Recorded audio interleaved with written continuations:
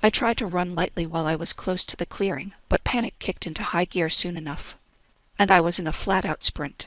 I had told myself to be patient, to pick my time, but the truth was that someone had kidnapped me and was trying to bring me to a prison I would likely never escape. And I was terrified. I couldn't have stopped running for anything. The flickers at the corners of my vision only spurred me on, and it wasn't long before everything was flickering madly. The trees appeared and disappeared, the ground turned from leaves to cobblestones and back. And I heard the honking of cars. I made for what looked like a sidewalk, and stumbled out onto it a few moments later. I half ran, turning as I went.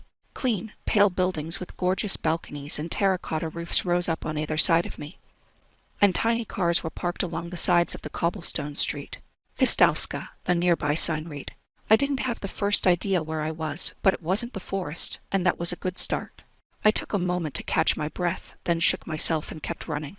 I dodged around couples in bright summer clothes, some pushing strollers, and old women wearing scarves over their white hair.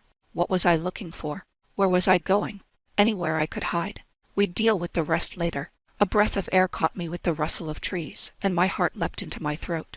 He knew I was gone, and he was following me. Why the hell hadn't I killed him when I had the chance? I practically shoved a man in a business suit out of my way, and he yelled something after me in a language I didn't understand. I considered yelling "Watch out for hawks" over my shoulder, but couldn't spare the breath. I jagged left onto another street and stopped sharply when trees flickered into being. Back the way I had come, and out onto the sidewalk again. I was running as fast as I could, desperate to stay ahead of him. I had no idea how fast I was, but Damon was practically all muscle. He wasn't going to be slow. I needed to give this everything I had. I hopped a railing and heard more angry yells, and had the sudden thought that at least if someone called the police, there would be witnesses to Damon trying to abduct me. That made me wonder if I should ask people to call the police. Something in me gave an emphatic no to that suggestion, and all I had to go on was instinct. So I decided to trust it. Nicky. His voice was in my ear, and I gave a little scream, looking over my shoulder for his shape at my side. My heart was pounding as much from sheer terror as from running. He was going to catch me, and he was going to take me to that place, and I was never going to get out. I scanned the street as I pushed myself to go faster. He was nowhere, but I could hear him. It's not safe here. The ley lines will kill you. I'm not going to hurt you. Ley lines. I frowned and slowed for a beat, then charged ahead again, shaking my head. I wasn't going to let him lie to me. I wasn't going to be taken in. Of course he was going to seem nice, like he was worried for my safety. A slave who was dead wasn't much use to him. My feet ached and slid in the boots, and it felt like my head was going to explode.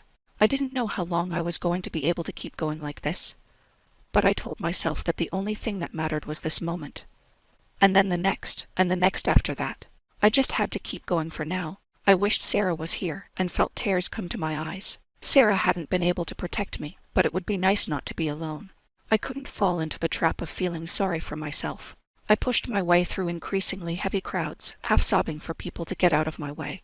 There was the pounding of heavy music nearby, some sort of festival, maybe. A few women tried to grab at my shirt, asking a question that I understood no matter the language. Who's chasing you? Did he hurt you? But if I stopped, who knew who else he might kill? He wouldn't want witnesses, and I didn't think I could live with another person trying to save me. Some part of me whispered that he wasn't like that. He wasn't a cold-blooded murderer. But what if I'd misjudged him? He hadn't let me go, after all. Nicky, please come back. Please listen to me. You're running into danger. Maybe, I muttered back.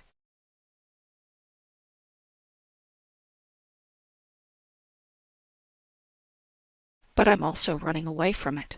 I am not going to hurt you. There was the shriek of a hawk above, chilling me to the bone. And I saw him circling in the sky above. Get away from me, I yelled. I didn't care how stupid I looked, screaming at a bird. I don't want to go with you. Get away from me. The trees were appearing again, and I turned to plow into the crowd once more. The music was getting so loud that it might well be deafening, and I could see the lights from the stage now. People were jumping and swaying ahead of me, and I surrendered myself to the crush gratefully.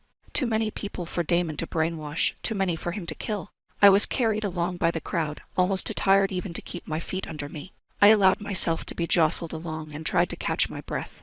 My silky shirt clung to me with sweat, and more than a couple of times I had to slap people's hands away from my body. I might have bigger problems right now, but that didn't mean I'd let the rest slide. It turned out, from the way men recoiled, that I had a pretty mean death glare. I was learning more about myself all the time. I was almost amused by that. My head jerked around and he was there, brown eyes and a sheen of sweat on his skin. The crowd pushed us towards one another and I crashed up against his chest, staring up at him in pure hatred. He tried to wrap an arm around me, yelling something that was lost in the beat of the music. Like hell I was planning to listen, anyway. I shoved him as hard as I could, yanking my hand out of his grip. I felt his hand slide over my sweat-slick skin as I turned and ran again. This time, I didn't bother slapping guys' hands away. I threw up my elbows and knocked them down. All that existed was the few feet ahead of me, and Damon behind me. I wasn't going to let anyone get in my way or slow me down. I didn't waste my time looking back. He was following me, and I knew it. All there was to run.